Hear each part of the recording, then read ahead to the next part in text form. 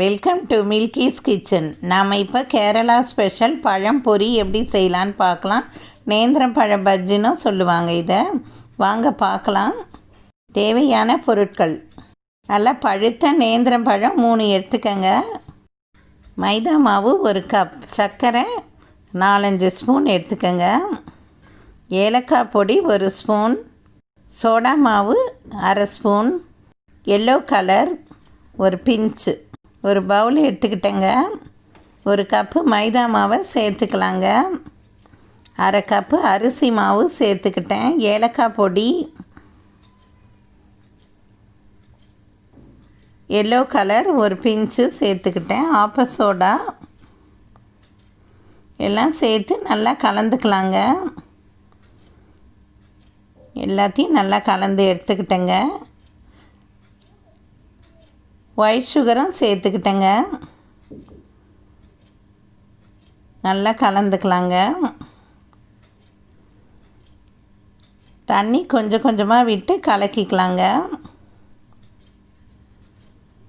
கட்டிலாம் இல்லாமல் நல்லா கரைச்சிக்கலாம். ரொம்ப தண்ணி விட்டுறாதீங்க, பார்த்து கொஞ்சம் கொஞ்சமாக சேர்த்துக்கங்க.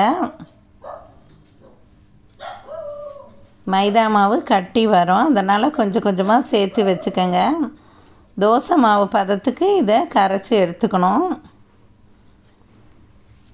ஒரு 1/4 ஹவர் ஊற வச்சுடுங்க. இப்போ நேந்திரம் பழம் நல்லா பழுத்த பழம் எடுத்துக்கிட்டேன். ரொம்ப காயாகவும் வேண்டாம், ரொம்ப பழுத்த வேணாம், மீடியமாக இருக்கணும். தோலெல்லாம் உரித்து எடுத்துக்கிட்டு நீல வாக்கில் இது மாதிரி கட் பண்ணி எடுத்துக்கிட்டேங்க. ஃபுல்லாகவும் போடலாம், நான் ஆஃபாக கட் பண்ணிக்கிட்டேன். கடாயில் உங்களுக்கு விருப்பப்பட்ட எண்ணெயை சேர்த்துக்கங்க. நான் ரீஃபைண்ட் ஆயில் எடுத்துக்கிட்டேன். நல்லா எண்ணெய் காஞ்சதும் இது மாதிரி ஒரு பஜ்ஜியாக விட்டுடுங்க. இது ஒரு ஹெல்த்தியான நேந்திர பழ பஜ்ஜி. அடுப்பை ஸ்லோ பண்ணிவிடுங்க. ஒட்டாமல் வருது பாருங்கள் நேந்திரம் பழ பஜ்ஜி. ரொம்ப ஈஸியாக கொஞ்சம் நேரத்துலேயே செஞ்சிடலாம் இந்த பஜ்ஜி. இது கேரளா ஸ்பெஷல். ஓணத்துக்கெலாம் இது செய்வாங்க. நீங்களும் ட்ரை பண்ணி பாருங்கள். ஹெல்த்தியான ஸ்வீட்டான இந்த நேந்திரம் பழ பஜ்ஜியை நீங்களும் ட்ரை பண்ணி பாருங்கள். இந்த வீடியோ உங்களுக்கு பிடிச்சிருந்தால் லைக் பண்ணுங்கள், ஷேர் பண்ணுங்கள், கமெண்ட் பண்ணுங்கள். தேங்க்யூ.